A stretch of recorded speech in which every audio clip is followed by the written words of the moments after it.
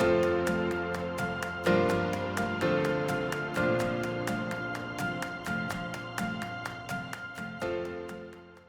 good morning, TFBC. Welcome to another TFBC Stories. This is just an opportunity in our service to get to know either a person or family here at the church. Today, I have the privilege of interviewing Chris and Bruce Dennings. Hi, guys. How are you? Good. Good. Hello. Good. Yeah, doing good. You guys are dear to the Hartleys. We just spent Easter together, Yeah. and I'm so thankful that we've only been here, only 2.5 years, and you guys have welcomed us into our home, and thank you for the way that you love my wife and my kids, and the way that you encourage me. We thank God for you. We're glad you're here. Well, Amen. it's a blessing to be here and to be able to interview you today. Bruce and Chris, I've asked to connect with you because I've been so impressed about how you guys have given Christ to your kids. But before we get there, you got to have some kids. So tell us, how did you guys get to know each other, and what led to saying yes to marrying this man? Go ahead. Well, we were going to church. I was going to the University of Iowa. When I graduated, I kind of came back to church that I was going to regularly, because otherwise I wasn't going regularly. And I noticed him in Sunday school. I noticed that he was in the choir, and I was interested. So I joined the choir. Oh, just to hang out with him? Yes. No way. And I was surprised about it, and then I started parking next to his car, and he started parking next to mine. And we kind of, we went out for Coke one time, and I was in love already. But it was really interesting because I had prayed to God. I was very lonely. I was just graduated from high school. I was kind of, all my friends had either graduated, gone somewhere else, but I was very lonely. And so I told God, if you want me to be single, I will be single. I was just, and 2 weeks, that's when I met him. No 2 weeks. way. Yeah. God said, you can be single, but for 2 weeks. Yeah.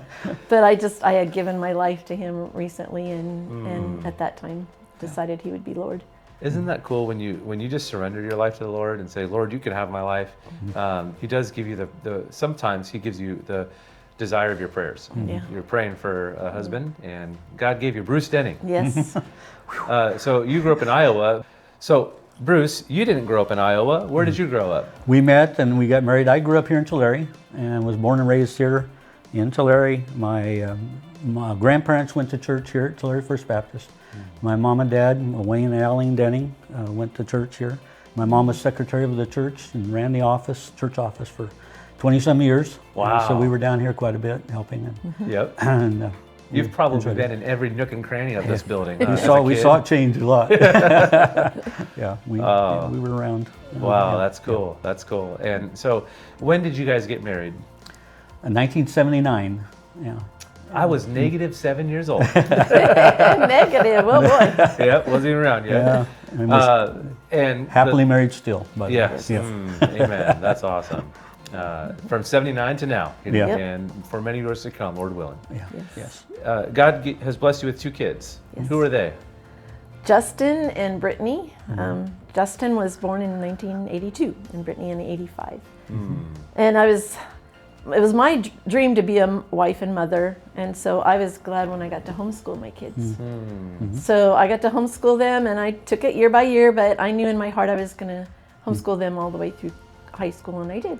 So I just remember snap pictures of my kids on the floor with their books spread out in front of them, and the cat curled up in the chair, and it's just so cozy by the fireplace, and I lived a dream.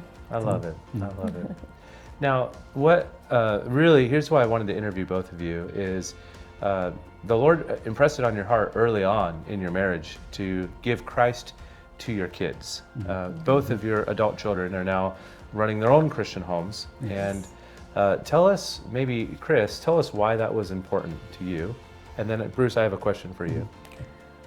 Well, it was important to me because that's what God commands us to do. He wants us to pass it on to our children. In fact, Deuteronomy says that's one of the Shema. Is it the Shema? Shema. Shema. Yeah, that you're to talk about it when you walk by the way, when you lie down, when you rise up.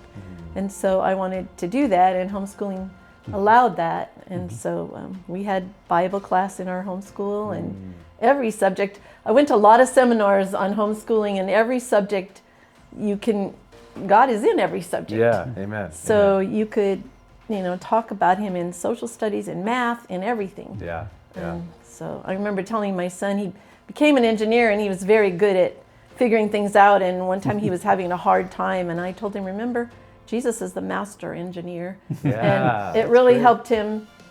Relate, Relate to. So he was able to solve his problem and do it patiently. Yeah, yeah, amen. Yeah, I like what you're saying. In a nutshell, that it was important to you because Christ commanded you to do it, to pass on the praiseworthy deeds of the Lord. Yes. Yes. Bruce, what was a practical way for you as a husband and father to bring Christ to your kids in your home? We spent a lot of time traveling and camping, and we just spent a lot of time together. And then we were in church all the time. We served. Every day. Yeah. We You were busy every prioritized day. being in the house of the Lord Yes. and being around other believers. When it was open, we were here, and Yeah. we made it a priority. Made the church a priority, and learning about God. Yeah, was a priority.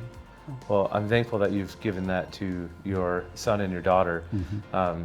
Now, you told me off screen that a large part of you both giving Christ to your kids is you guys had family members praying for your future children and people that were praying for you, even when you did not exist. Right. So, Chris, would you tell us about that? Yeah, my mama always told me that her great-great-grandfather, however many greats it needs to be 5 generations, prayed for 5 generations on down of his descendants. And my mom was the last generation, and she took up the baton and began to pray for the next 5 generations. And so we're all covered. Yeah, wow.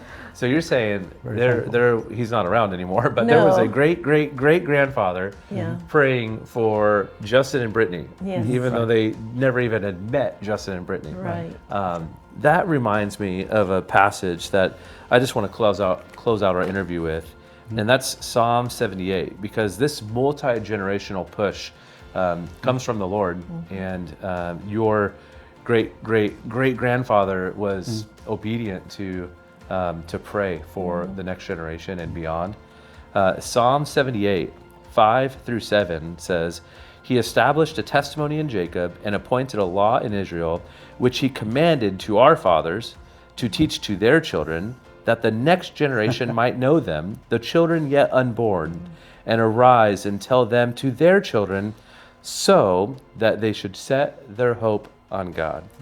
And I think what you've reminded all of us today is some of us are parents right now with a bunch of little ones in the home, and it's crazy and messy, and maybe some of us are grandparents or about to be grandparents here soon.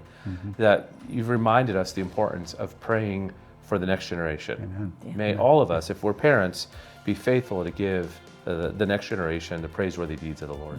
So, thank you, Bruce and Chris, for doing that. Thank you. Hey, Bryce, let's go back and worship the Lord.